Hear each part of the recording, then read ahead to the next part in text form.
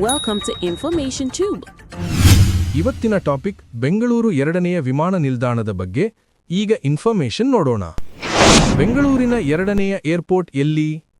ಹೌದು ಸ್ನೇಹಿತರೆ, ಬೆಂಗಳೂರಿನ ಎರಡನೇ ವಿಮಾನ ನಿಲ್ದಾಣ ನಿರ್ಮಾಣಕ್ಕೆ ರಾಜ್ಯ ಸರ್ಕಾರ ಮುಂದಾಗಿದೆ. ಕೆಂಪೇಗೌಡ ವಿಮಾನ ನಿಲ್ದಾಣದಲ್ಲಿ ಪ್ರಯಾಣಿಕರ ಸಂಖ್ಯೆ ಅದರ ಸಾಮರ್ಥ್ಯವನ್ನು ಮೀರಿರುವುದರಿಂದ ಮುಂದಿನ ವರ್ಷಗಳಲ್ಲಿ ಪ್ರಯಾಣಿಕರ ಸಂಖ್ಯೆ ಇನ್ನೂ ಹೆಚ್ಚಾಗುತ್ತದೆ.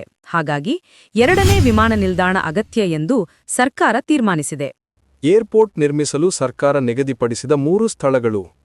ಕರ್ನಾಟಕ ಸರ್ಕಾರ ನಿಗದಿ ಸ್ಥಳಗಳಾದ ನೆಲಮಂಗಲದ ಕುಣಿಗಲ್ ರೋಡ್, ಕನಕಪುರ ರಸ್ತೆಯಲ್ಲಿರುವ ಕದ್ದಲಿಪುರದ ಸಮೀಪ ಮತ್ತು ಇನ್ನೊಂದು ಹಾರೋಹಳ್ಳಿ ಬಳಿ ಗುರುತಿಸಲಾಗಿದೆ. ಭಾರತೀಯ ವಿಮಾನ ನಿಲ್ದಾಣಗಳ ಪ್ರಾಧಿಕಾರದ ವರದಿಯೇನು? ಈ ವರ್ಷದ ಏಪ್ರಿಲ್ ತಿಂಗಳಿನಲ್ಲಿ ಭಾರತೀಯ ವಿಮಾನ ನಿಲ್ದಾಣಗಳ ಪ್ರಾಧಿಕಾರ ಸರ್ವೆಯನ್ನು ಮಾಡಿ ವರದಿ ನೀಡಿತ್ತು. ಆದರೆ ಆ ವರದಿಯಲ್ಲಿ ಯಾವುದೇ ಸ್ಥಳವನ್ನು ಸಹ ಫೈನಲ್ ಮಾಡಿರಲಿಲ್ಲ. ಈ 3 ಸ್ಥಳವೂ ಸಾಕಷ್ಟು ಸವಾಲುಗಳನ್ನು ಹೊಂದಿದೆ ವರದಿಯಲ್ಲಿ ತಿಳಿಸಲಾಗಿತ್ತು. ಏಕೆಂದರೆ ನೆಲಮಂಗಲ ಭಾಗದಲ್ಲಿ ಕಲ್ಲಿನ ಗುಡ್ಡಗಳಲ್ಲಿದ್ದು ವಿಮಾನ ನಿಲ್ದಾಣಕ್ಕೆ ನೆಲವನ್ನು ಸಮತಟ್ಟು ಮಾಡಲು ಹೆಚ್ಚು ಖರ್ಚಾಗುತ್ತದೆ. ಇನ್ನು ಕನಕಪುರ ರಸ್ತೆಯ ಚೂಡನಹಳ್ಳಿ ಮತ್ತು ಸೋಮನಹಳ್ಳಿ ಭಾಗದಲ್ಲಿ ಕಲ್ಲಿನ ಭೂಪ್ರದೇಶ ಮತ್ತು ರಾಷ್ಟ್ರೀಯ ಉದ್ಯಾನವಾದ ಬನ್ನೇರುಘಟ್ಟ ಉದ್ಯಾನವನ ಅದರ ಸಮೀಪ ಇರುವುದರಿಂದ ಅನುಮತಿ ಪಡೆಯುವುದು ಕಷ್ಟವಾಗುತ್ತದೆ. ಹೀಗಾಗಿ ಬೆಂಗಳೂರು ದಕ್ಷಿಣ ಕನಕಪುರ ರಸ್ತೆಯಲ್ಲೇ ಹೊಸ ವಿಮಾನ ನಿಲ್ದಾಣವನ್ನು ನಿರ್ಮಿಸಲು ಸರ್ಕಾರ ಮುಂದಾಗಿದೆ.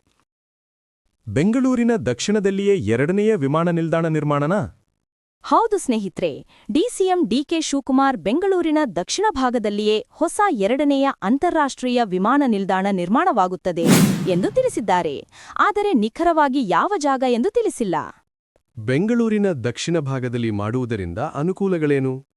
ಬೆಂಗಳೂರಿನ ದಕ್ಷಿಣದಲ್ಲಿ ಮಾಡುವುದರಿಂದ ತಮಿಳುನಾಡು ಹತ್ತಿರವಾಗಿರುವುದರಿಂದ ಅಲ್ಲಿನ ಪ್ರಯಾಣಿಕರನ್ನು ಈ ಏರ್ಪೋರ್ಟ್ಗೆ ಸೆಳೆಯಬಹುದು.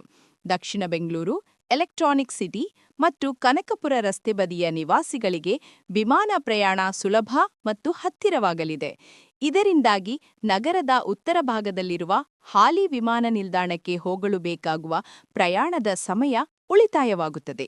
ಆದರೆ ಕೆಂಪೇಗೌಡ ಏರ್ಪೋರ್ಟ್ ಅಥಾರಿಟಿಯ ಒಪ್ಪಂದ ಪ್ರಕಾರ 2033ರವರೆಗೆ 150 ಕಿಲೋಮೀಟರ್ನಲ್ಲಿ ಯಾವುದೇ ಹೊಸ ಏರ್ಪೋರ್ಟ್ ಅನ್ನು ನಿರ್ಮಿಸುವಂತಿಲ್ಲ. ಹೀಗಾಗಿ ಯಾವುದೇ ಸ್ಥಳವನ್ನು ಗುರುತಿಸಿದರೂ ಕೆಂಪೇಗೌಡ ಏರ್ಪೋರ್ಟ್ನಿಂದ 150 ಕಿಲೋಮೀಟರ್ನಲ್ಲಿ ಇರಬೇಕು. ವಿಡಿಯೋ ನೋಡಿದ್ದಕ್ಕಾಗಿ ಧನ್ಯವಾದಗಳು. ಹೆಚ್ಚಿನ ವಿಡಿಯೋಗಳಿಗಾಗಿ ಸಬ್ಸ್ಕ್ರೈಬ್ ಮಾಡಿ. ಮಾಹಿತಿ ಇಷ್ಟವಾದರೆ ಲೈಕ್ ಮಾಡಿ.